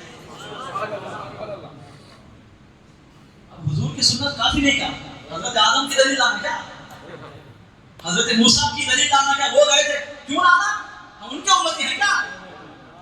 آدم ان کی جوتیاں ہمارے سروں پر، لیکن ہم ان کے امتی نہیں۔ موسیٰ علیہ السلام ان کی جوتیوں کی خاک ہماری آنکھوں کا سرما، ہم ان کے امتی نہیں، بلکہ ہم تو ان کے امتی ہیں جن کے امتی ہے پیغمبر ہے۔ دوسرے پیغمبروں کی بات کیوں کروں میں؟ میرے آقا علیہ السلام جو ہمارے لیے حجت ہیں، دلیل ہیں، ہدایت ہیں، نجات ہیں، جنت ہے، اللہ کی رضا ہے، ان کا عمل ہمارے سامنے ہے، وہ بھی ترمذی میں ہے، عام اردو کتاب میں نہیں، ابن ماجہ میں ہے، عام معمولی کتاب سے بھی نہیں، اور یہ کتاب 1000 سال سے زیادہ سے چھپ رہی ہے، آپ بھی اپنے مدرسے میں پڑھاتے ہو، پھر بھی اوپر سے دعویٰ کہ نہیں جانا، حضور گئے نا، تو ہم جو جاتے ہیں یہ بھی یاد رکھنا، کوئی آپ کو وسوسہ دلائے، ورغلائے، روکے تو اس کے سامنے حدیث پیش کرنا کہ دیکھو ہم شب برات میں اس لیے جا رہے ہیں کیونکہ حضور گئے تھے۔ اب پھر بولتا نہیں صحابہ گئے تھے کیا؟ بھائی ہم نے صحابہ کا کلمہ پڑھا ہے یا مصطفیٰ کا کلمہ پڑھا ہے؟ ہم لا الہ الا اللہ ابو بکر رسول اللہ بولنے والے نہیں، لا الہ الا اللہ علی رسول اللہ بولنے والے نہیں، ہم لا الہ الا اللہ محمد رسول اللہ بولنے والے ہیں۔ صحابہ کا کلمہ نہیں پڑھے ہم۔ اور کیا مجھے بتاؤ، حضور کا عمل قابل دلیل ہونے کے لیے، حضور کا عمل کے قابل ہونے کے لیے کیا صحابہ کا بھی اس پر عمل کرنا ضروری ہے؟ کیا بول رہے ہیں؟ کیا دین پیش کر رہے ہیں آپ؟ اگر ایسا ہی رہا تو حضور کا عمل محدود ہو جائے گا، حضور کا عمل ایک دائرے میں آ جائے گا، حضور کا عمل لامحدود ہے، اس کی کوئی حد نہیں ہے، سمجھ گئے آپ؟ شریعت محدود ہو کے رہ جائے گی۔ اگر آپ یہ اصول بنا لیے جو کہ اصول بکواس ہے، خلاف شریعت ہے، اصول یہی ہے کہ آقا علیہ السلام کا اگر کوئی عمل واضح طور پر ثابت ہے، اب وہاں صحابی کا عمل نہیں دیکھا جاتا، ہاں جس معاملے میں حضور کا عمل واضح معلوم نہیں ہو رہا ہے اب وہاں صحابہ کا عمل دیکھا جاتا ہے۔ یہاں کیا پوشیدگی ہے، یہاں کیا اخفا ہے؟ یہاں تو بات واضح ہے کہ آقا 15ویں رات قبرستان تشریف لے گئے، ہمارے لیے کافی ہے، ہم جائیں گے، نہیں جاتا مت جا، دیکھو کرو تصدیق کرو۔ خیر حضرات کرام، کیا بول رہا تھا میں؟ تجمل نہیں بھول گیا۔ آقا کہاں ہیں؟ تو یہاں سے معلوم ہوا شب برات قبرستان جانا کس کی سنت ہے؟ دوسرا معاملہ، آقا علیہ السلام کی نگاہ کرم آسمان کی طرف ہے، حضرت عائشہ آتی ہیں تو آقا یہ کہتے ہیں یا عائشہ، اے عائشہ، فوراً پہچان لیتے ہیں کہ آنے والی کون ہے، تو یہ بتا رہا ہے کہ حضور نے فرمایا ہے وہاں پر کیا انی لاراکم من وراء ظہری هل ترون قبلتی ہاہنا، کہ لوگوں کیا تم یہ سمجھتے ہو کہ میرا قبلہ صرف سامنے کی طرف ہے، میں صرف سامنے کی طرف دیکھتا ہوں؟ نہیں، وَإِنِّي لَأَرَاكُمْ مِنْ وَرَاءِ ظَهْرِي، جس طرح میں تمہیں اپنے سامنے سے دیکھتا ہوں اسی طرح میں اپنی پیٹھ کی جانب سے تمہیں برابر دیکھتا ہوں۔ میری نگاہیں جس طرح سامنے کام کرتی ہیں اسی طرح میرے پیٹھ پیچھے کے معاملات بھی میرے لیے آگے کی طرح واضح ہیں۔ تمہارے لیے سامنے پیچھے ہے، میرے لیے ہر چیز سامنے ہی ہے۔